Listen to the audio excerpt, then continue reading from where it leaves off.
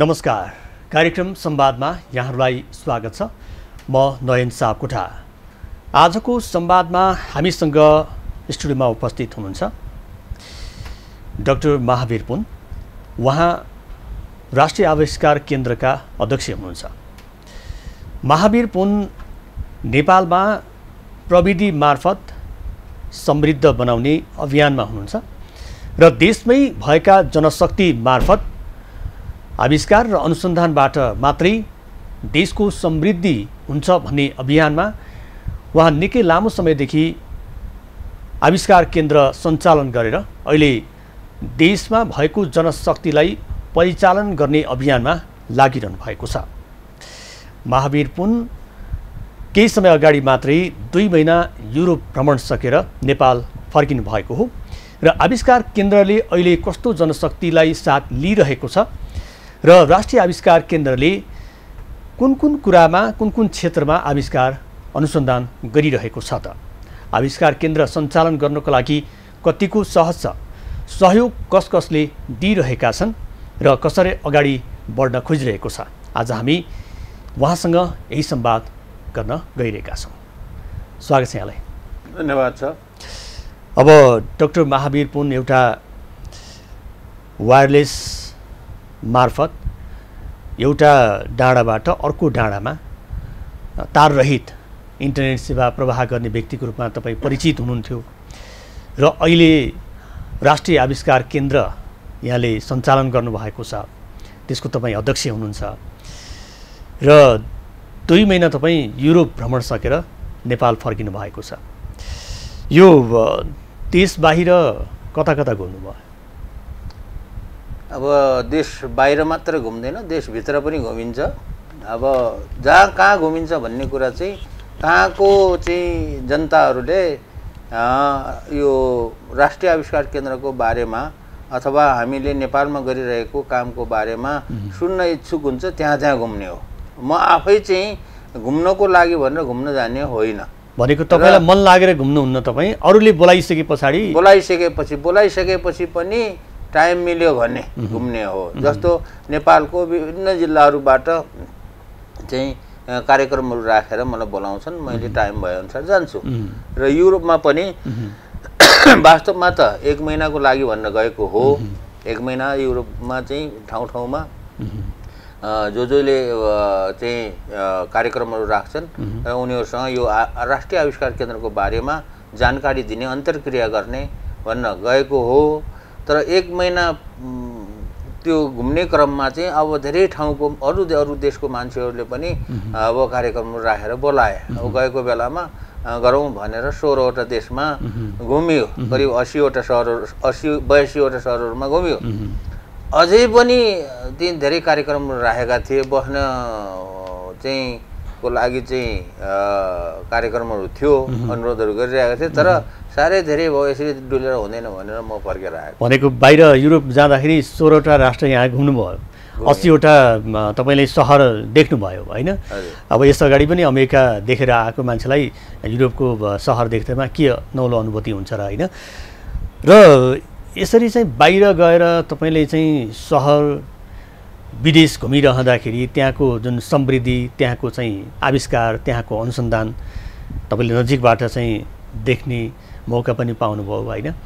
र तपाईँको एउटा चाहिँ अभियान नै के छ भने देशमै भएको जनशक्ति र देशमै आविष्कार अनुसन्धान गरेपछि मात्रै देश समृद्ध हुन्छ, यो सामाजिक अभियानले केही हुँदैन भनेर तपाईँले बारम्बार भन्दै आउनुभएको छ।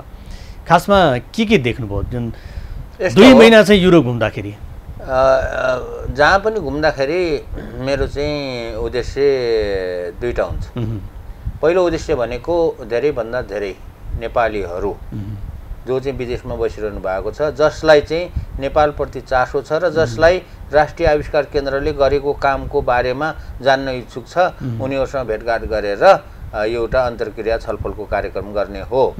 मैले उनीहरूलाई सिकाउने होइन, उनीहरूबाट मैले सिक्न खोजिरहेको। पहिलो चाहिँ उद्देश्य चाहिँ त्यो हो। त्यो क्रममा चाहिँ विदेशीहरू पनि जो चाहिँ नेपाललाई माया गर्छन्, नेपाललाई माया गर्ने विदेशीहरूले पनि ठाउँ ठाउँमा कार्यक्रमहरू राख्छन् र उनीहरूसँग पनि गएर त्यही कुराहरू नेपालको लागि यसलाई विकसित देश बनाउनको लागि के गर्नुपर्छ भनेर यो इनोभेसन सेन्टरको मार्फत नै यसरी गर्ने भन्ने किसिमको छलफल हुन्छ। पहिलो कार्यक्रम त्यो भयो मैले मेरो उद्देश्य। र दोस्रो विदेश भ्रमण गर्नुको उद्देश्य के हो त भन्दाखेरि विदेशमा चलाइरहेका युनिभर्सिटीहरूमा पनि सबै युनिभर्सिटीहरूमा इनोभेसन सेन्टरहरू हुँदैनन्, किनभने युनिभर्सिटी भनेको पठन पाठन गर्ने पढाउने ठाउँ हो। तर पनि धेरैजसो युनिभर्सिटीहरूमा जहाँ चाहिँ के अरे यो विभिन्न किसिमको इनोभेसनको कामहरू भइरहन्छन्, रिसर्चका कुराहरू हुन्छन्, त्यस्तो ठाउँहरूमा मिलेसम्म चाहिँ घुम्ने। जस्तो यो अहिलेको युरोप भ्रमणको कार्यक्रममा पनि म चाहिँ 21वटा युनिभर्सिटीहरूमा घुमेँ र त्यहाँको चाहिँ इनोभेसन सेन्टरहरू हेरेँ र त्यहाँको इनोभेसन सेन्टरमा काम गर्ने रिसर्चरहरूसँग कुराकानी भयो र केही एउटा भनौँ न आइडियाको आदान प्रदान र सम्भव भयो भने त्यो युनिभर्सिटीहरूसँग एउटा टाइअप गरेर एउटा सम्झौता जस्तो गरेर एमओयू गरेर अनि अब अनुसन्धानका कामहरू भनौँ न आपसी फाइदाको लागि चाहिँ जस्तो त्यहाँको स्टुडेन्टहरू यहाँ आएर के गर्न सक्छ अथवा यहाँको मान्छेहरूलाई हामीले त्यहाँ लगेर के गराउन सकिन्छ भन्ने किसिमका कुराहरू मा चाहिँ छलफल हुन्छ। त्यसकारणले दुईटा कुरा मात्रै हो। म चाहिँ विदेश गएर कुनै साइट सिइङ भन्ने कुरा म गर्दैन। विदेश गएर त्यहाँको मिठो मसिनो खाना गएको होइन, त्यहाँको चाहिँ एउटा चाहिँ दृश्य चाहिँ खिच्न गएको होइन, आफू उभिएर चाहिँ यहाँ मैले फोटो खिचेँ भन्ने त्यसरी त तपाईँ जानु भएकै होइन। 21वटा विश्वविद्यालयमा तपाईँले अनुसन्धानको क्षेत्रमा कार्य गर्ने विश्वविद्यालयमा यहाँले नजर लगाउनु भयो होइन। हाम्रो देशमा चाहिँ यो अनुसन्धानको क्षेत्रमा विश्वविद्यालयहरू छन्? त्यो छैनन् अनुसन्धानको लागि। त्यो देखिरहँदाखेरि कस्तो लाग्छ त? बाहिर जाँदाखेरि त्यसरी चाहिँ तपाईँले चाहिँ 21वटा विश्वविद्यालयमा विदेशमा पनि थिएनन् कि पहिला कुरा। म के भन्छु भने विदेशीहरूले पनि एकैचोटि रातारात विकास गरेको त होइन। अब त्यहाँ पनि विश्वविद्यालयहरूमा अनुसन्धान केन्द्रहरू थिएनन्। कति ठाउँहरूमा उही पढाउने होइन, मास्टर्स डिग्री पढाउने, पिएचडी गराउने अनि त्यस्तो किसिमको पठन पाठनहरू हुन्थ्यो। तर बिस्तार अब समयको माग अनुसार गएको चाहिँ यो भनौँ न यो शताब्दीको यो भागतिर चाहिँ यो विश्वविद्यालयहरूमा पनि अब पढाउने एउटा कुरा भयो अनि पढाइअनुसारको रिसर्च गर्ने एउटा कुरा भयो। त्यसलाई चाहिँ एकाडेमिक रिसर्च भनिन्छ। एकाडेमिक रिसर्च गर्ने अर्को कुरा भयो। त्यो त सबै ठाउँमा हुन्छ। तर त्यो एकाडेमिक रिसर्च भन्दा पनि बाहेक फेरि इनोभेसन गर्ने सेन्टर गर्ने र त्यहाँ पढेका उसहरूलाई के अरे पढेका विद्यार्थीहरूलाई चाहिँ इन्टरप्रेन्योर बनाउने, व्यवसायी बनाउने भन्ने किसिमको एउटा चलन चाहिँ अहिले विश्वमा निकै आइरहेको छ र इनोभेसन सेन्टरहरूले त्यस्तो कुराहरू थपिरहेको छ। अब जस्तो उदाहरणको लागि म एउटा उदाहरण दिन चाहन्छु। 2 वर्ष अगाडि चाहिँ राष्ट्रिय आविष्कार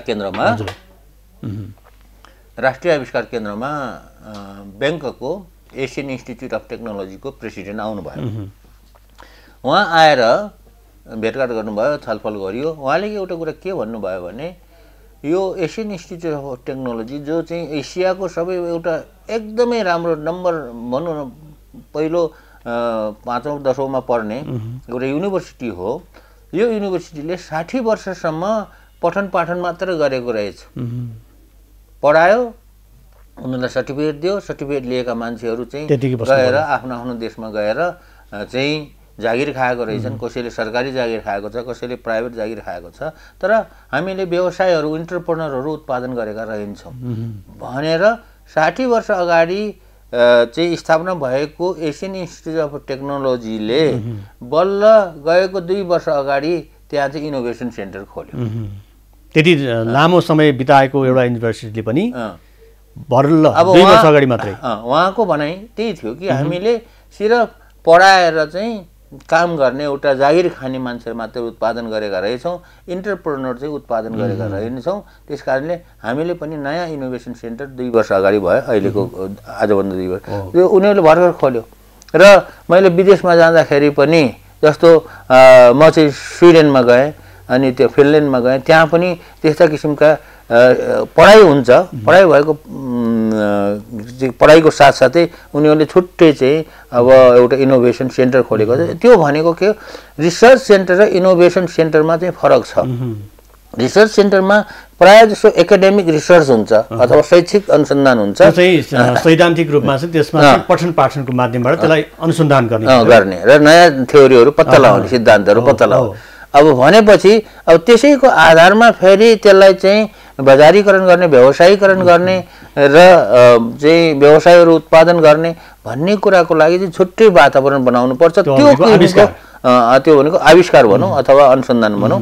अब त्यो चाहिँ अहिले हाम्रो नेपालमा छैन। त्यो अब नेपालले पनि गर्नुपर्छ। जस्तो त्रिभुवन विश्वविद्यालयमा छैन अहिले नेपालमा। के अरे युनिभर्सिटीहरू त धेरै खोल्दैछन्, बिस्तारै बिस्तारै 15-20वटा युनिभर्सिटीहरू होला।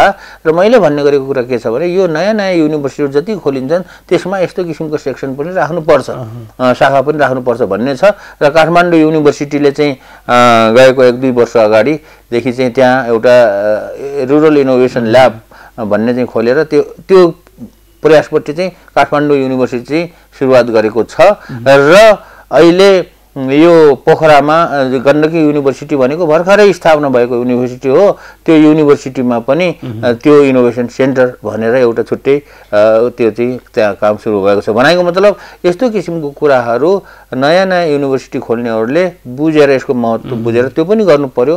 र यो युनिभर्सिटीलाई यो पढाउने र पास गराउने मात्रै नभएर यसले चाहिँ एउटा उद्यमी पनि बनाउने र एउटा देशमै केही गर्न सकिन्छ भन्ने भावना पनि जागृत गर्ने पाठ्यक्रम पनि समावेश गर्नु पर्यो। अनि यो कुरालाई चाहिँ अब माथि युनिभर्सिटी लेभलमा मात्र गएर भएन।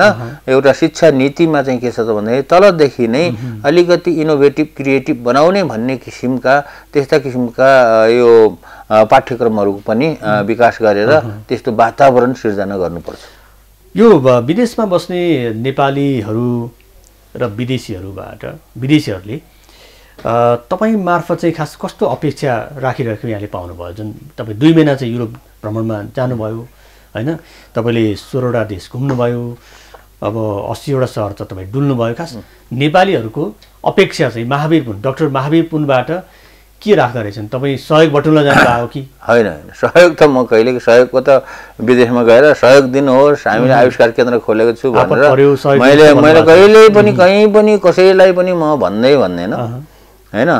अब विदेशीहरूले अपेक्षा गरेको कुरा के हो भने विदेशमा बस्ने नेपालीहरू पहिलो कुरा त देशभन्दा बाहिर गएपछि आफ्नो देशलाई बढी माया जाग्दो रहेछ क्या, धेरै जसो देशको चाहिँ माया बढ्ने। किनभने कोही त अब देशलाई यो फर्केर पनि नहेर्ने भनेर गएको छन् होइन, केही त्यो थोरै छन्। तर कोही चाहिँ के छ त भन्दाखेरि धेरै जसो चाहिँ के छन् भन्दाखेरि अब देशमा बाध्यताले गर्दाखेरि रोजगारीको सिर्जना भएन, केही गर्छु भन्दाखेरि गर्न पाइएन। त्यस्तो मान्छेहरू जो चाहिँ बाध्यताले चाहिँ देश छोडेर विदेशमा बसिरहेका छन् उनीहरूलाई देशप्रतिको माया चाहिँ यहीँ नेपालमै बसेकोहरूलाई भन्दा धेरै बढी छ। देखियो देशको जमिन छाडेर अर्कोको जमिनमा बस्दाखेरिको माया त्यो छुट्टै प्रकारको देखियो। अब त्यो मैले देखेँ।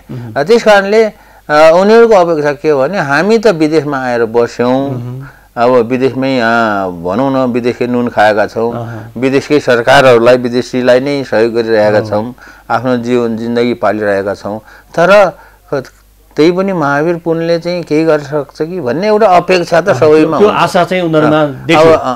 जस्तो म एउटा उदाहरण दिन्छु।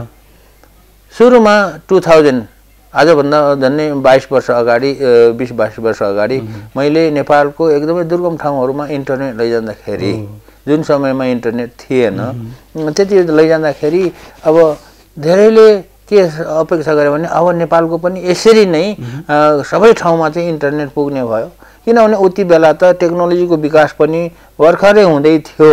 नेपालको कुनै पनि गाउँमा ग्रामीण क्षेत्रमा इन्टरनेट पुगेको थिएन, इन्टरनेट भन्ने शब्द सुनेको पनि थिएन, फोन पनि देखेको थिएन, अनि फोन पनि पुगेको मोबाइल फोन पुगेको थिएन। अब त्यति बेला इन्टरनेट ल्याउँदाखेरि उनीहरूको अपेक्षा के हो भने अब यसरी पनि त गाउँ गाउँमा इन्टरनेट लैजान सकिने रहेछ भनेर उति बेला पनि धेरै मद्दत गरेको हो। त्यति बेला सुरुवात भयो। अब चाहिँ डाँडा काँडा जुन ग्रामीण बस्तीहरू छ त्यहाँ सबै ठाउँमा चाहिँ सर्वसुलभ इन्टरनेट पुग्ने अपेक्षा त्यतिखेर गरेका थिए। र अब भनौँ न अहिले त उति बेलाको अवस्था हेर्ने र अहिलेको अवस्था हेर्ने भने त अहिले त गाउँ गाउँमा मोबाइलहरू पुगेको छ, डाटा सर्भिसहरू पुगेको छ हैन। तर उनीहरूले त्यो ठुलो अपेक्षा गरेको, हामीले पनि सकेको कामहरू गरेको हो। झन्डै त्यति बेला हामीले 200 वटा जति गाउँहरूमा चाहिँ इन्टरनेट पुर्याएर देखाएको हो, तार रहित। अब त्यो अपेक्षा हुन्छ। अब जो आफ्नो गाउँप्रतिको माया हुन्छ क्या।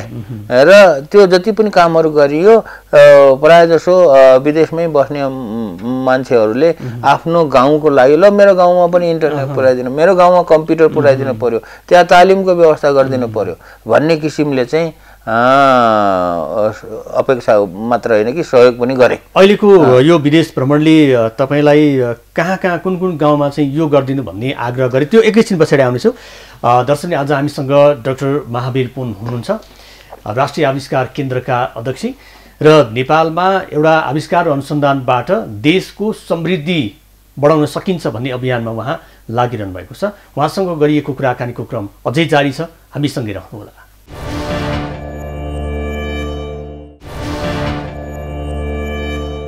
फेरि पनि स्वागत छ कार्यक्रम संवादमा। आज हामीसँग संवादमा सहभागी हुनुहुन्छ डाक्टर महावीर पुन, राष्ट्रिय आविष्कार केन्द्रका अध्यक्ष।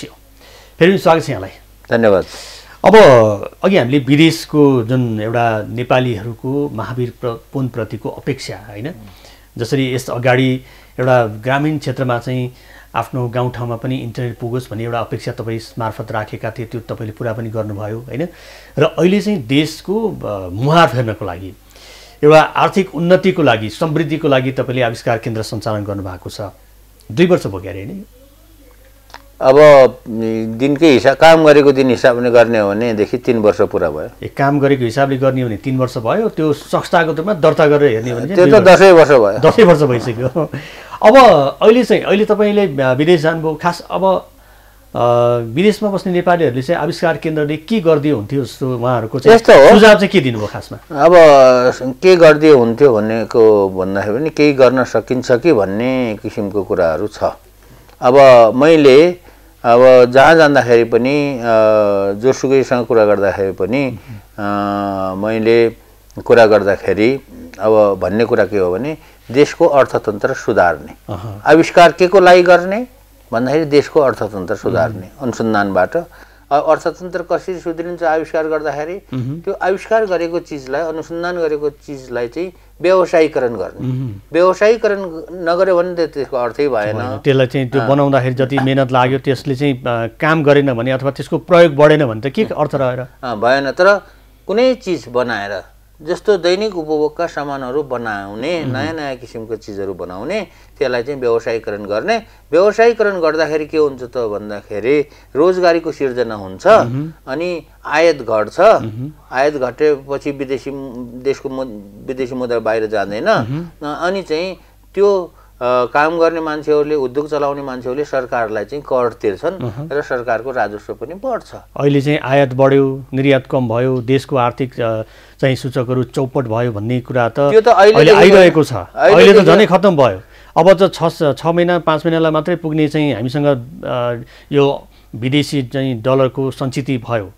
यसले गर्दाखेरि कतै हामी श्रीलङ्काको बाटोतर्फ लाग्दैनौँ भन्ने त्यो खालको सङ्केतहरू देखाइरहेका छन्। त्यो सङ्केत मात्र होइन, के छ त भन्दाखेरि यो कुरा पहिला निस्किने थिएन, किनभने पहिला आयात कम थियो, आयात पनि कम थियो। जस्तो हाम्रो बाबाको पालामा के आयात थियो होइन, हामी पनि सानो छँदाखेरि त्यति आयात थिएन। तर अहिले त यो विश्व बजारीकरणको यो उसले गर्दाखेरि चाहिँ के भयो भन्दाखेरि मान्छेहरू चाहिँ नयाँ नयाँ चिजहरू को शौखिन भए, विलासितामा गए अथवा आवश्यकतालाई चाहिँ पुरा गर्न थाले।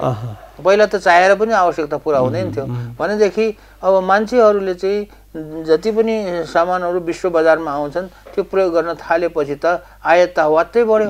अब आयात वात्तै बढे अनुसार अब त्यही अनुसारको फेरि निर्यात गर्ने पनि त बाटो बनाउनु पर्यो त। हामीले निर्यात गर्ने बाटो चाहिँ खोल्न सकेनौँ, आयात गर्ने बाटो चाहिँ धेरै खोल्यौँ। आयात गर्ने बाटो त खुलै राखिदियौँ, ढोकै खुला राखिदियौँ होइन, तर निर्यात गर्ने बाटो चाहिँ साँगुरो बनायौँ। त्यसकारणले यो के भयो भने व्यापार घाटा भयो। व्यापार घाटाले नै अर्थतन्त्र चाहिँ बिग्रिने कुरा हो। त्यसकारणले अनि अहिले श्रीलङ्काको कुरा पनि त्यही हो। श्रीलङ्कामा पनि व्यापार घाटा भयो। अब जति भनौँ न आउँछ अब त्यति अलिकति त्यहाँ ब्यालेन्स हुनु पर्यो नि, सन्तुलन हुनु पर्यो। त्यो भएन भनेदेखि त अर्थतन्त्र बिग्रिन्छ। अर्थतन्त्र बिग्रियो भने सबै चिज डामाडोल हुन्छ। त्यस कारणले राष्ट्रिय आविष्कार केन्द्रको मुख्य उद्देश्य भनेको देशको अर्थतन्त्र सुधार्ने, आविष्कार गर्ने होइन। आविष्कार त त्यो त सेकेन्ड उगो भयो, सेकेन्ड उद्देश्य भयो। अब अर्थतन्त्र कसरी सुधार्ने, आविष्कार अनुसन्धानबाट त्यसलाई चाहिँ व्यावसायीकरण गरेर अर्थतन्त्र सुधार्ने र रोजगारीको सिर्जना गर्ने। अब अहिले चाहिँ आविष्कार केन्द्रले कुन कुन क्षेत्रमा के अनुसन्धान गरिरहेको छ, खासमा के गरिरहेको छ? हो, यही कुरामा आउँदैछु कि यो गर्नको लागि के हुनु पर्यो त भन्दाखेरि वातावरण हुनु पर्यो। त्यसमा अनुसन्धान गर्ने वातावरण हुनु पर्यो र सबै लाग्नु पर्यो। म एउटा लागेर केही पनि हुँदैन क्या। एउटा लागेर कति गर्न सकिन्छ? एउटा अनुसन्धान केन्द्र हामी एउटा ग्रुप छौँ, भनौँ न एउटा बोर्ड छ हाम्रो, 6 जनाको एउटा बोर्ड छ। 6 जनाको साथसाथै अरू सहयोगीहरू सल्लाहकारहरू छन्। अब त्यतिले लागेर केही पनि हुँदैन। त्यस कारणले यो जुन छ यस्तो किसिमको एउटा वातावरण यो राष्ट्रिय स्तरमा नै आउनु पर्यो र सबै यो कुरामा जागरण भएर यस्ता एउटा आविष्कार केन्द्र होइन कि थुप्रै आविष्कार केन्द्र सञ्चालन गर्नु पर्यो। प्रदेशमा, स्थानीय स्तरमा, प्रादेशिक स्तरमा पुर्याउनु पर्यो भन्ने कुरा छ। र यो अनुसन्धान गर्दाखेरि अब के कुरामा फोकस गर्ने भन्ने कुरा आयो कि देशको लागि के चाहिएको छ, अब के कुरा आयात चाहिँ के बढिरहेको छ, हो के कुरामा फोकस गर्ने भन्ने कुरा चाहिँ सोच्नुपर्ने कुरा छ। अब प्राइभेट अनुसन्धान केन्द्रहरू खास नेपालमा त छैन, नेपालमा पनि अलिअलि छन्, तर प्राइभेट अनुसन्धान केन्द्रहरूको फोकस के हुन्छ भने कुनै एउटा दुईटा चिजहरूमा फोकस हुन्छ अनि त्यो चिजहरूलाई चाहिँ बनाएर अनि व्यावसायीकरण गर्ने हुन्छ। यहाँले चाहिँ अब कुनै बेलामा आविष्कार केन्द्र स्थापना भयो अथवा बन्यो भने देशको आर्थिक अवस्था सुध्रिन्छ भनेर त्यो एउटा परिकल्पना गर्नुभएको थियो होइन? अब 3 वर्षमा आविष्कार केन्द्र अहिले अगाडि बढिरहेको छ। यसको पहिलेदेखि भयो। खास अब अहिले 3 वर्षको यो जुन अवधिमा जुन तपाईँले एउटा लक्ष्य अथवा परिकल्पना गर्नुभएको थियो नि, एउटा आविष्कार केन्द्र स्थापना गरेपछि देशको मुहार फेर्ने, अथवा मुहार भनेको एकदम कायापलटै होइन तैपनि तपाईँको प्रश्न मैले बुझेँ, सानोतिनो चाहिँ एउटा चाहिँ प्रयास हुन्छ भन्ने। खास अहिले चाहिँ यो अवधि पार गरिरहँदाखेरि त्यो परिकल्पनाले कतिको सार्थकता पाइरहेको छ? होइन, त्यो तपाईँको प्रश्न मैले बुझेँ। तपाईँले भन्न खोजेको र जनताले गरिरहेको कुरा पनि त्यही हो। जनताले गरिरहेको कुरा के छ त भन्दाखेरि 3 वर्ष त भयो नि, 3 वर्षमा कति काम भयो त? एउटा मान्छेले सोच्छ नि के गरिस् भन्ने किसिमको एउटा सोचाइ जनताको एउटा के भन्छ एउटा त्यस्तो किसिमको इच्छा भयो होइन? के काम गरे त? अब बुझ्नुपर्ने कुरा के छ त भन्दाखेरि आविष्कार अनुसन्धान भन्ने कुरा गर्नको लागि सुरुमा त संस्कार बसाल्नुपर्छ। संस्कार नबसालिकन यो बन्दैन। विदेशीहरूले युरोपियन कन्ट्रिजहरू मैले भने कि अब जति पनि अब ती युरोपियनहरू नै युरोपबाट छरिएर कोही अमेरिकातिर गयो, कोही चाहिँ अस्ट्रेलियातिर गयो होइन? अब जस्तो अब यसरी चाहिँ उनीहरूमा के थियो भन्दाखेरि हजारौं वर्ष पहिलेदेखि कि रोमन इम्पायरदेखि, रोमनको कालदेखि नै उनीहरू चाहिँ एकदमै इनोभेटिभ क्रिएटिभ थिए, अनुसन्धान गराउँथे आफ्नो समाजमा, आफ्नो छोराछोरीहरूलाई त्यस्तो किसिमको अनुसन्धान गर्ने गराउने वातावरण बनाइदिन्थे र त्यसरी चाहिँ त्यो चाहिँ भयो। र हाम्रो नेपालमा चाहिँ अहिले चाहिँ के छ त, हामीले गर्न खोजेको अनुसन्धान केन्द्रले गर्न खोजेको कुरा के हो? कुनै नयाँ ठुलो कुरा आविष्कार अहिले हुँदैन, नयाँ चिज पनि ठुल्ठुलो चिज पनि बन्दैन। अहिले हामीले गर्न खोजेको कुरा के हो भने स्टेप बाई स्टेप जाँदाखेरि संस्कार बसाल्ने, यो हाम्रो नयाँ युवाहरूलाई अनुसन्धान कसरी गर्ने भन्ने कुराको एउटा संस्कार बसाल्ने दिने अनि समाजलाई पनि यो संस्कार बसाल भनेर सिकाउने हो। र यो संस्कार बसाल्ने क्रममा चाहिँ सानोतिनो कुराहरू भइरहेको छन् 3 वर्षमा। अब यो 3 वर्षमा पनि खास गरी दिनकै हिसाब गर्ने हो भने 3.5 वर्ष भयो। 3.5 वर्षमा चाहिँ के भयो भन्दाखेरि 1.5 वर्ष त हामी चाहिँ कोभिडको सामानहरू बनाउनको लागि 1.5 वर्ष त हामीले त्यो गऱ्यौँ। बाँकी 1.5 वर्षमा अहिले हामीले 88 वटा नयाँ चिजहरूको बारेमा अनुसन्धानहरू गरे। 88 वटा नयाँ किसिमका अनुसन्धानहरू गर्दाखेरि 55 वटा चाहिँ फेलै खायो। किनभने अनुसन्धान भन्ने कुरा सबै चिज सफल हुँदैन, सफल हुने चिज होइन। यसको अनुसन्धानमा सफल हुने भनेको 10-15% हो। 85वटामा 55वटा 88वटामा 55वटा फेल खायो। अब बाँकी रहेको 30-32वटाहरूमा चाहिँ 16-17वटा चिजहरू चाहिँ अलि राम्रो हुँदैछन् र त्यो 16-17वटा चिजहरूमा 7-8वटा चिजहरू चाहिँ अहिले हामीले बनाएर बजारमा चाहिँ टेस्टिङ गरिरहेका छौँ। त्यसलाई अब मार्केट टेस्टिङ गरिरहेको छ। मार्केटमा नेपाली उत्पादन जुन आविष्कार केन्द्रले अनुसन्धान र एउटा चाहिँ त्यसमा चाहिँ आफ्नो नेपालमा के चाहिँ आवश्यकता छ भन्ने कुरालाई मध्यनजर गर्दै यहाँले त्यो टेस्टिङ भइरहेको छ। सामान चाहिँ बनाइसक्नु भएको छ? होइन 7वटा 7-8वटा सामान छ, त्यो मार्केटमा टेस्टिङ भइरहेको छ। के पर्छ खास? बन्न त अरू पनि बनिरहेको छन्। अब कस्तो बन्छ थाहा छैन। सेलरोटी बनाउने मेसिन बनाउनु भएको छ। अब कस्तो बन्छ थाहा छैन, तर अब त्यो जुन छ मार्केटमा टेस्टिङ भइरहेको सामानहरूमै गर्ने हो भनेदेखि पहिलो कुरा बेबी वार्मर भनेर यो हेल्पसहरूमा राख्ने बच्चा जन्माउने ठाउँमा बच्चालाई चाहिँ न्यानो बनाउने वार्मर अहिले 40वटा हेल्पसहरूमा अस्पतालहरूमा त्यो चाहिँ टेस्टिङ भइरहेको छ। भनेको त्यो माग भएर कि तपाईँले? माग भएर नै जान्छ त। हामी माग नभएको ठाउँमा त के गर्छौँ? अब अर्को कुरा के अरे यो कफी भुट्ने मेसिन, कफी किसानहरूले कफी भुट्ने मेसिन जो विदेशबाट आइरहन्थ्यो, यो सबै विदेशबाट आउने चिजहरू नै म फोकस गरिरहेका छौँ र अहिले चाहिँ हाम्रो 4वटा कफी भुट्ने मेसिन चाहिँ गएर त्यो मार्केटमा टेस्टिङ भइरहेको छ हैन। अब अर्को कुरा यो मकै भुट्ने अथवा अन्न गेडागुडीहरू भुट्ने जो साना उद्योगहरू छन्, साना उद्योगहरूलाई चाहिँ त्यो गेडागुडी अन्नहरू भुट्ने विभिन्न किसिमको चिजहरू भुट्ने मेसिन चाहिँदो रहेछ, आफै भुटिने। अब त्यो भुट्ने मेसिन चाहिँ अहिले बजारमा गएर टेस्टिङ भइरहेको छ। अनि अर्को कुरा यो जौ गहुँ खास गरी पहाडी भेगमा कोदोहरू मकैहरू त्यो झार्ने त्यो गेडा पार्ने त्यस्तो किसिमको मसिनहरू त्यो पनि बजारमा गएर त्यो 4-5वटा गएर टेस्टिङ हुँदैछ। अब अहिले यो गाई पाल्ने किसानहरू जुन छन्, गाई भैँसी पालेर दुधको व्यवसाय गर्ने किसानहरूले 10-15वटा गाई पालेको छ। अब गोबर त थुप्रै भएको छ। अब त्यो गोबरलाई कसरी गर्ने भन्दाखेरि त्यो गोबरलाई पेलेर, गोबर त लेदो हुन्छ, लेदोलाई पेलेर पानी एकातिर छुट्याउने र मल चाहिँ एकातिर छुट्याएर त्यसलाई चाहिँ कम्पोस्ट मल बनाउने भन्ने मेसिनको आविष्कार पनि हुँदैछ भएर त्यो पनि अहिले 3-4वटा चाहिँ बाहिर उसमा टेस्टिङ हुँदैछ। अनि त्यसको साथसाथै जस्तो खुवा बनाउने, यो नेपालीहरूले त खुवा खुब खान्छ, विदेशमा त मैले खुवा खाएको देखेँ। दाउरा बालेर चाहिँ घोट्नुपर्छ, धेरै समय लाग्छ त्यसलाई। अब त्यसलाई चाहिँ खुवा बनाउने एउटा मेसिन आफैले बनाइने जुन घोट्ने मेसिन छ त्यो बनाएर यो अहिले चाहिँ 3-4वटा चाहिँ त्यो पनि टेस्टिङ हुँदैछ। अनि त्यो पनि ततारै गर्ने हो? तताउने हो नि, नतताएर कहाँ खुवा निक्लिन्छ? अनि जस्तो अब नान रोटी बनाउने, जस्तो यो नान रोटी तन्दुरी रोटी भन्छन्, भट्टी चाहिन्छ।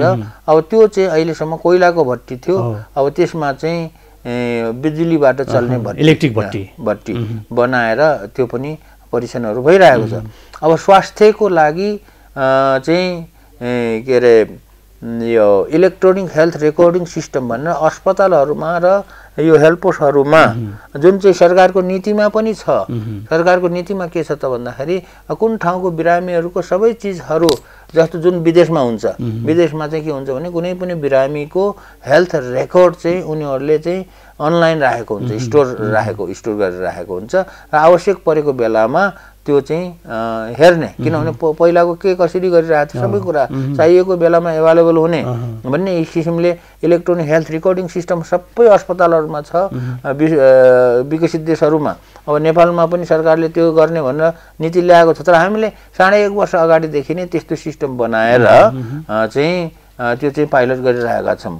भनेको धेरै काम चाहिँ अब आविष्कार केन्द्रले अहिले होइन त्यो भइरहेको छ। यो भन्दा बाहेक अरू थुप्रै काम पनि भइरहेको छ। जस्तो सोलर ड्रायर, किसानहरूलाई चाहियो सोलर ड्रायर चाहियो, किन भन्दाखेरि त्यो आफूले चाहिँ उत्पादन गरेको के अरे फलफुलहरू तरकारीहरूलाई सुकाउने ड्रायर चाहियो।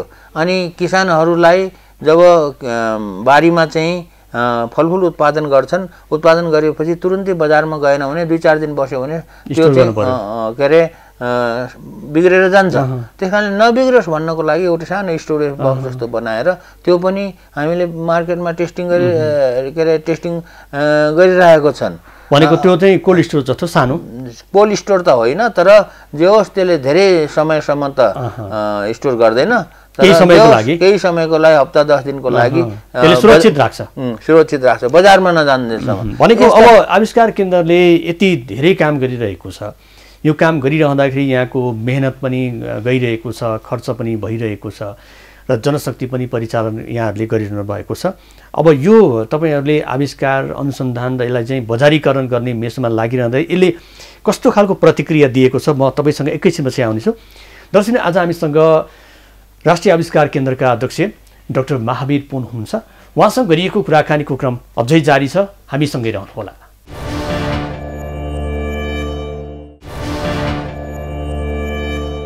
फेरि पनि स्वागत छ कार्यक्रम संवादमा। आज हामीसँग संवादमा सहभागी हुनुहुन्छ राष्ट्रिय आविष्कार केन्द्रका अध्यक्ष डाक्टर महावीर पुन। फेरि पनि स्वागत छ यहाँलाई। अघि हामीले कुराकानी गरिरहँदाखेरि जति पनि आविष्कार केन्द्रले अनुसन्धान आविष्कार गरिरहेको छ, नेपालमा उपयोग हुने जुन सस्तो मूल्यमा उपयोग गरे त्यसलाई बढीभन्दा बढी ठाउँमा चाहिँ प्रयोग गर्ने अभियानमा यहाँहरू लागिरहनु भएको छ। जति पनि यहाँले भन्नुभयो नि यो बच्चालाई तातो राख्ने मेसिनदेखि लिएर एउटा किसानको जुन उब्जनी छ त्यसलाई चाहिँ बिग्रनबाट केही समय रोक्नको लागि पनि त्यो पनि आविष्कार यहाँहरूले गरिरहनु भएको छ।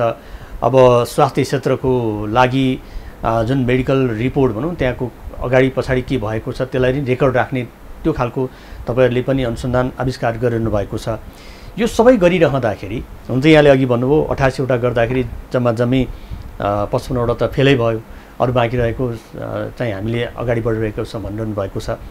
अब यसको उपयोगिता प्रतिक्रियाहरू चाहिँ कस्तो आइरहेको छ? अब यो हेर्दा राम्रो पनि चाहियो, बलियो पनि चाहियो, सस्तो पनि चाहियो, विदेशको भन्दा टिक्ने पनि चाहियो भन्छन् धेरैले होइन।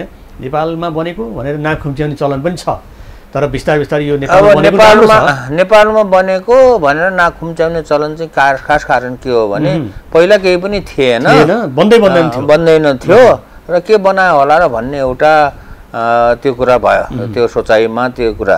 किनभने हामी नेपालीहरू चाहिँ उसबाट यो विदेशी सामानहरूबाट चाहिँ ऊ चाहिँ एकदमै दुर्व्यसनी भइरहेका छौँ, एडिक्टेड भइरहेका छौँ। जसरी रक्सी खाने अथवा कुनै नशालु पदार्थ खाने मान्छेहरू खाँदै जाँदाखेरि त्यसको चाहिँ के हुन्छ त त्यो ऊ बस्छ नि, दुर्व्यसनी हुन्छ नि, एडिक्टेड हुन्छ। नेपाली पनि नयाँ नयाँ जति सामान आउने बित्तिकै प्रयोग गर्नुपर्ने, त्यसको एडिक्टेड भइसक्यो। अब त्यो एडिक्सनलाई घटाउनुको लागि चाहिँ के हुनुपर्छ, एडिक्सन भन्ने कुरा एकैचोटि घट्दैन, बिस्तार घटाउने हो। र घटाउनुको लागि चाहिँ राम्रो चिज बनाएर देखाउनु पर्यो क्या। फेरि हामीले पनि नराम्रो चिज बनाउने, यसो बनायो अलि दिनमा बिग्रिने चिज बनायो, फेरि महँगो बनायो भन्यो भने त्यसको अर्थ रहँदैन। त्यस कारणले तपाईँले भने अनुसार अब जति बनाउन सकिन्छ, सकिने जति, सबै सकिन्छ भन्ने होइन, सकिने जति चिजहरू राम्रो, बलियो, सस्तो र आविष्कार बनाउनु पर्छ। आविष्कार केन्द्रले अहिले त्यही गरिरहेको छ। जस्तो हामीले बनाएको बेबी वार्मर जुन छ अहिले मार्केटमा टेस्टिङ गर्दाखेरि मार्केट भन्दाखेरि झन्नै 40,000 रुपियाँ सस्तो पर्यो, सस्तो पनि पर्यो, टिकाउ पनि हुनु पर्यो। टिकाउ अब त्यसको लागि बिग्रियो भने त्यसको पुरा वारेन्टी हामीले लिइदिएको छ। त्यो बिग्रियो भने अर्को साट दिने, किनभने यो त परीक्षणको कुरा छ नि त। अब त्यस्तै जस्तो त्यो बेबी वार्मरको त्यो कुरा भयो। अब जस्तो कफी भुट्ने मेसिन त्यो बनाएको छ, त्यो विश्व बजारमा पाइने कफी भुट्ने मेसिन भन्दा 50% सस्तो छ। अनि त्यसको क्वालिटी चाहिँ झन्नै उस्तै छ, राम्रो। किनभने क्वालिटी कसले भन्यो भन्दाखेरि क्वालिटी त्यो जुन छ यो कफी भुट्ने मेसिनको क्वालिटी यस्तो छ, राम्रो छ भनेर त्यो कफी भुट्ने व्यवसायीहरूले नै भनेको। किनभने हामीले उनीहरूलाई भन्यौँ कि ल यस्तो किसिमको मेसिन बनेको छ, हेर्नुहोस् के छ यसको क्वालिटी। उनीहरूलाई नै क्वालिटी निर्धारण जसले प्रयोग गर्छ उसले नै त्यो खालको चाहिँ एउटा त्यसलाई प्रयोग गरेर हेरेपछि यसको उपयोगिता के छ, यसको प्रभावकारिता के छ भन्ने कुरा ल्याइसकेपछि त त्यसको अब उनीहरूले हेरे चित्त बुझेपछि लैजाने हो। अब हामीले त्यही भनेको चित्त बुझ्यो भने लैजाऊ। जस्तो हामीले त्यहाँ सोलर ड्रायर भनेर बनाएको छ, त्यो सोलर ड्रायर चाहिँ कसैले यो कस्तो छ के छ भनेर भन्यो भनेदेखि के सुकाउन खोजेको हो त्यही चिज ल्याएर सुकाएर राम्रो सुकाएर चित्त बुझ्यो। एकपल्ट सुकाउने होइन, धेरैपल्ट सुकाऊ चित्त बुझ्यो। किनभने हामीले एउटा त्यस्तो सुकाउने केन्द्र नै खोलिदिएको छ त्यहाँ। सुकाऊ चित्त बुझ्यो भने लैजाऊ भन्दाखेरि सबैको चित्त बुझ्यो, लैरहेको। अब अहिले चाहिँ आविष्कार केन्द्र जति पनि यो उपकरणहरू बनाइरहेको छ होइन, मेसिनहरू बनाइरहेको छ, अब यो मेसिन उपकरण बनाउन लाग्दाखेरि कतिको कच्चा पदार्थको अभाव हुने, समस्या हुने अथवा उपलब्ध नहुने त्यस्तो खालको के रहेछ नेपालमा चाहिँ? कसरी चाहिँ होइन कच्चा पदार्थ नेपालमा त्यस्तो गाह्रो छैन। यस्तो किसिमको मेसिनहरू यस्तो चिजहरू बनाउँदाखेरि चाहिने कच्चा पदार्थ भनेको चाहिँ फलाम, एल्युमिनियम, धातुहरू को कुराहरू भयो, त्यो अहिले पाइन्छ, राम्रोसँग पाइन्छ। र नपाइने भनेको चाहिँ के हो त भन्दाखेरि अलिकति अब इलेक्ट्रोनिक्स सहयोग होला होइन, इलेक्ट्रोनिक्सको कुराहरू, इलेक्ट्रोनिक्सको पार्ट पुर्जाहरू, सानोतिनो पार्ट पुर्जाहरू जो सामान्य बजारमा जाँदैनन्, पाइँदैन, त्यस्ता किसिमका पार्ट पुर्जाहरू छ। त्यो सबै कुराहरू हामीले नेपालमा नपाइने चिजहरू सबै विदेशबाट ल्याएर पनि गरिरहेको छौँ। तपाईँले चाहिँ अब सामाजिक सञ्जालमा लेख्नुहुन्छ हामीलाई यो खालको चाहिँ सामान चाहिएको छ, तपाईँसँग छ भने हामीलाई चाहिँ उपलब्ध गराउनु भने तपाईँले चाहिँ त्यसरी पनि उपलब्ध गराउने ल्याइदिने अनुरोध गरेको हो। हामीले किन्ने त हामीले नै हो, आविष्कार केन्द्रले किन्छ, पैसा तिर्छ। सिर्फ यहाँ नपाइने चिजहरू धेरै जसो चिजहरू पाइन्छ, जुन चिजहरू यहाँ पाइँदैन ती चिजहरूलाई विदेशबाट आउने नेपालीहरूलाई चाहिँ यस्तो ल्याइदिन अनुरोध गरेको हो। तपाईँले कुनै बेलामा चाहिँ अब आविष्कार केन्द्र सञ्चालन गर्नको लागि 50 करोड रुपियाँ भयो भने चाहिँ हामीले यो 50 करोडको एउटा चाहिँ 10 मेगावाटको जलविद्युत बनाउँछौँ, त्यसैबाट चाहिँ हाम्रो आम्दानीको स्रोत हामी खोज्छौँ भन्नुभएको थियो होइन। अहिले केन्द्रमा कति लगानी छ, कति पैसा छ? त्यो 10 मेगावाटको यदि भएको भए 2013मा 2013मा अब यो कुरा खास गरी त्यसको लागि 50 करोड भनेको इक्विटीको रकम हो। त्यो इक्विटीको रकम भनेको 30% रकम हो र त्यसमा हामीले अझै 70% रकम खोजेर थपेर त्यसमा चाहिँ जलविद्युत बनाउन सकेको भए 2020 आजभन्दा 2 वर्ष अगाडि त्यो बनिसक्थ्यो। अहिले राष्ट्रिय आविष्कार केन्द्रलाई वार्षिक 7-8 करोड रुपियाँ चाहिँ आम्दानी हुन्थ्यो। आविष्कार केन्द्रलाई त्यो झन्झट पर्ने थिएन। र अहिलेको स्थिति अब त्यो कुरा भएन, त्यो कुरा छोडियो अहिले त्यो। तर अहिलेको स्थिति भनेको के छ भन्दाखेरि हामीले यो आविष्कार केन्द्रलाई के भन्छौँ भने जनताको आविष्कार केन्द्र भन्छौँ। किनभने जनताको 100% 100% सहयोगमा यो चाहिँ आविष्कार केन्द्र चलिरहेको छ। देशमा त सरकार छ, यत्रो आविष्कार केन्द्र सञ्चालन गरिरहन्छ, सरकार छ, सरकारले पनि कति बेलामा चाहिँ 1.5 करोड सहयोग दिने भन्ने कुरा पनि सुनेको थियो। सरकारको कुरा यस्तो हो, सरकारले 1.5 करोड मात्र सुन्नु भयो होला कसैले। अब 50 करोडको पनि कुरा आएको थियो, 1.5 करोडको पनि कुरा आएको थियो, 4-5 करोडको पनि कुरा आएको थियो, अहिले पनि कुरा आइरहेको छ। अहिले मैले त हेरेको छैन, किनभने अब सरकारले कति बजेट छुट्याउँछ, के को लागि छुट्याउँछ भन्ने कुराहरू मैले हेर्न नथालेको त 5 वर्ष भयो। तर अहिले पनि त्यो कुरा आइरहेछ। मैले के भन्छु भने जबसम्म त्यो पैसा आउँदैन तबसम्म म विश्वास गर्नेवाला छैन। किनभने यस्तो किसिमको घटना योभन्दा अगाडि पनि आयो, आश्वासन आयो। यो पनि आश्वासन मात्र होइन, त्यो लिखितै पनि बजेट भाषणमै पनि आयो, आश्वासन पनि आयो, तर अहिलेसम्म आएको छैन। त्यस कारणले अहिलेको बजेटमा कसैले पारेको मलाई भनेअनुसार पारेको छ, तपाईँलाई पनि परेको छ भन्ने कुराहरू भन्छ भने पनि म विश्वास गर्दैन। भनेको पटक पटक बजेट भाषणमा तपाईँको भन्दा पनि आविष्कार केन्द्रलाई जुन सहयोग गर्ने बजेट भाषणमै उल्लेख गरिए तापनि अहिलेसम्म सरकारको तर्फबाट एक सुक्का पनि पाएको छैन। सुक्का होइन, सुक्का भनेको त 25 पैसा हो, अलि धेरै पैसा हो। 5 पैसा, 1 पैसा, 1 पैसा पनि पाएको छैन। एक सुक्का भन्दा त अझै धेरै भयो, धेरै भयो। सरकारबाट 1 पैसा पनि पाएको छैन। अनि कस्तो लाग्छ त सरकारले चाहिँ बजेटमा उल्लेख गरिएका कुराहरू लागू गर्नको लागि दौडधुप गर्छ हैन? संसदको विकास कोषको लागि करोड करोड लगानी गर्छ, देशमा चाहिँ आयोजना निर्माण गर्नको लागि अरबौं रुपियाँ चाहिँ खर्च गर्छ। त तपाईँको आविष्कार केन्द्रलाई सरकारले किन पत्याउन सकेन? किन पत्याउन सकेन भन्ने कारण छ। त्यो कारण के हो भने संस्कार छैन। सरकार जुन छ, सरकार भनेको के, मन्त्री, प्रधानमन्त्री, सचिवहरू हैन, त्यहाँको कर्मचारी तिनै त हुन् सरकार भनेको। त्यो मान्छे तिनीहरू कहाँबाट गए भन्दा यही समाजबाट माथि गएका हुन् र सरकारमा बसेर अहिले सरकार चलाइरहेका छन्। यो समाज भनेको कस्तो हो भन्दाखेरि आविष्कार अनुसन्धान गर्नुपर्छ, गराउनुपर्छ भन्ने संस्कार नभएको समाज हो यो हाम्रो नेपाली समाज। अहिलेदेखि होइन, उहिलेदेखिको हो, हाम्रो जिजु बाजे परापूर्वकालदेखिको हो। त्यस कारणले यो सरकारमा भएका मान्छेहरू जति पनि छन् उनीहरू चाहिँ आविष्कार अनुसन्धान गराउनुपर्छ छोराछोरीलाई अथवा देशको नागरिकहरूलाई, प्रतिभाशाली सन्ततिहरूलाई। यिनीहरू भनेको चाहिँ ठुलो चाहिँ सबैभन्दा ठुलो पुँजी हो देशको विकासको लागि चाहिने सबैभन्दा ठुलो पुँजी। त्यो वैदेशिक ऋण होइन क्या, वैदेशिक ऋण र वैदेशिक अनुदानको कुरा गर्छौँ नि, अहिले घटनाहरू भइरहन्छ नि। वैदेशिक हामीले के ठानेछौँ भने विदेशबाट दिने अनुदान, वैदेशिक ऋण अनि यस्तोहरू चाहिँ सबैभन्दा ठुलो पुँजी हो।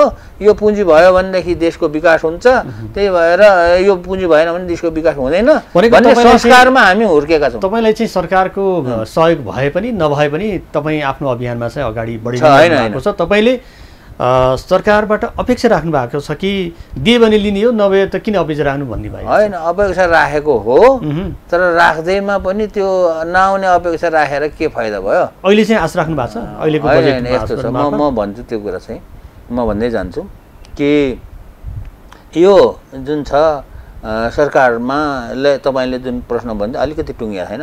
सरकारले किन मद्दत गर्ने भन्दाखेरि उनीहरूलाई बिचराहरू संस्कारमा हुर्केनन्। त्यो बारेमा जानकारी नै भएन। यसलाई यो अनुसन्धान केन्द्र, आविष्कार केन्द्रलाई सहयोग गरेर के हुन्छ भन्ने जानकारी भएन। दिमागमा भएन, किनभने दिमाग किन भएन, त्यो संस्कारमा हुर्केनन्। अनि उनीहरूले के ठान्यो भन्दाखेरि वैदेशिक अनुदान र वैदेशिक ऋण भनेको ठुलो पुँजी हो भन्न थाले। तर उनीहरू अझै पनि झुकिएका छन्। कुनै पनि अर्थशास्त्रीको भनाइअनुसार त्यो पैसाको जो पुँजी छ त्यो ठुलो पुँजी होइन। त्योभन्दा ठुलो पुँजी भनेको मानव पुँजी हो देशको विकासको लागि। इङ्ग्लिसमा ह्युमन क्यापिटल भनिन्छ। जुन देशले ह्युमन क्यापिटललाई, आफ्नो देशको प्रतिभाशाली ह्युमन क्यापिटललाई चाहिँ परिचालन गर्छ, त्यो देश धनी हुन्छ, धनी भएको छ। उदाहरण प्रशस्तै छ, हाम्रै आँखा अगाडि छ। हाम्रो सरकारले, हाम्रो नेताहरूलाई त्यो किन आएन भन्दाखेरि यो संस्कारमा नहुर्केको हुनाले। त्यस कारणले यो अब आउने, तपाईँले भर्खर सरकारबाट के अपेक्षा छ भन्दाखेरि मैले के सोध्छु भने अपेक्षा त गरिन्छ, अपेक्षा गर्दैमा केही बिग्रिने कुरा त भएन। तर यो अहिलेको हाम्रो पुरानो पिँढीको सरकारहरूले, पुरानो पिँढीको जुन छ नेताहरूले यो कुरा उनीहरूको दिमागमा छिर्ला भनेर मैले सोच्दा पनि सोचेको छैन। किनभने हाम्रो राजनीतिक संस्कार चाहिँ त्यही पुरातन उसमै गइरहेछ। पुरातन नयाँ सोचमा चाहिँ राजनीतिक विचारहरू आउन सक्छ। होइन, नयाँ सोच भन्न आएको छैन भनौँ भन्दाखेरि पनि यहाँ राजनीति उथल पुथलहरू धेरै भए। राजनीति कुरा गर्ने हो भनेदेखि अब आकाश पाताल जोड्ने कुराहरू भइरहेको छ। तर राजनीति भनेको बेग्लै कुरा हो, अर्थतन्त्र सुधार्ने भनेको बेग्लै कुरा हो। अर्थनीति भनौँ न, राजनीति र अर्थनीतिको कुरा गरौँ। अर्थनीतिमा के बुझ्नु पर्यो भने हाम्रो नेताजीहरूले, हाम्रो चाहिँ एकदमै ब्युरोक्राट्सहरूले के बुझ्नु पर्यो भने, योजनाविदहरूले, कि मानव पुँजी भनेको प्रतिभाशाली, क्रिएटिभ, इनोभेटिभ र ट्यालेन्टेड ह्युमन क्यापिटल, मानव पुँजी भनेको सबैभन्दा महँगो, सबैभन्दा महत्त्वपूर्ण पुँजी हो। यो पुँजीलाई पनि चाहिँ राखेर, यो पुँजीलाई प्रयोग गरेर देशको अर्थतन्त्र सुधार्न हामीले यतातिर पनि लाग्नु पर्यो भन्ने चेतना जाग्नु पर्यो। देश समृद्ध हुँदैन। यो चाहिँ अब समय सकिएको जानकारी आइसकेको छ। नेपाल समृद्ध बनाउने सपना, लक्ष्य तपाईँले बोक्नु भएको छ। एउटा अनुसन्धान र आविष्कारबाट मात्रै देश समृद्ध हुन्छ तपाईँले भनिरहनु भएको छ बारम्बार, होइन? त्यो दिन चाहिँ कहिले आउला? अब त्यो दिन अब हामीले कति छिटो ल्याउन सकिन्छ त्यसमा भर पर्छ।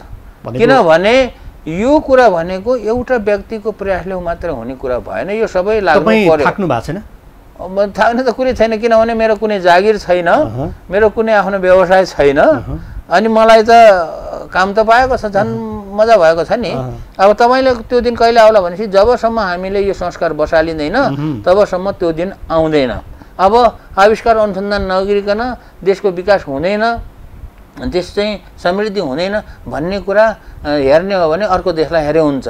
र अरू देशले यो आविष्कार अनुसन्धान देशलाई समृद्धि बनाउन के गर्छन् त, आविष्कार अनुसन्धानमा कसरी काम गर्छन् भन्ने कुरा चाहिँ बुझ्ने हो भने यो अरू देशले गरेको कुरा हामीले बुझ्नुपर्छ। अरू देशले के गरिरहेको छ त भन्दाखेरि आविष्कार अनुसन्धानको लागि हरेक वर्ष बजेट बनाउँदाखेरि आफ्नो जिडिपीको 2%, 3%, 4%, 5%सम्म चाहिँ रिसर्च एन्ड इनोभेसनको लागि खर्च गर्छन्। होइन, बजेट छुट्याउँछन्।